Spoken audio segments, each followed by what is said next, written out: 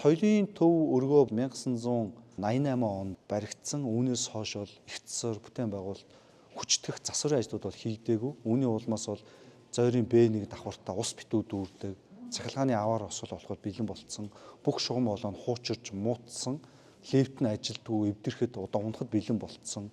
Ийм одоо хуучны барилга байгууламж. За энэ барилга байгууламжийг буулгах талаар бол огт яриаггүй.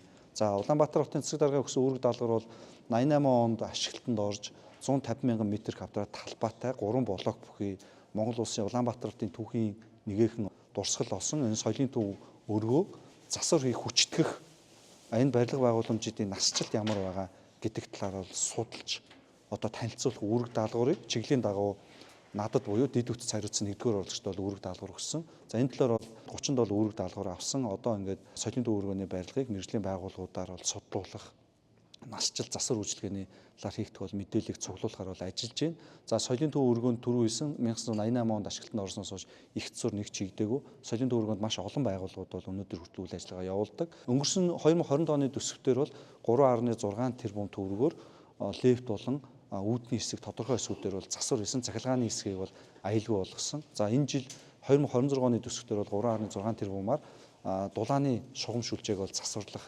тодорхой хэсгүүдээр бол ажлууд хийгдэнэ.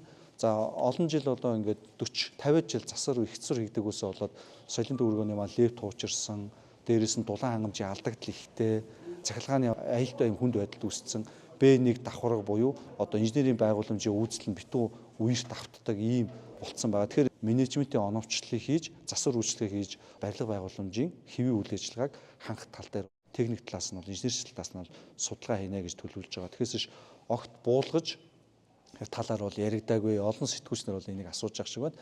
Тэгээд бол удахгүй бас энэ талаар судалгаа хийгээд танилцуулна гэж.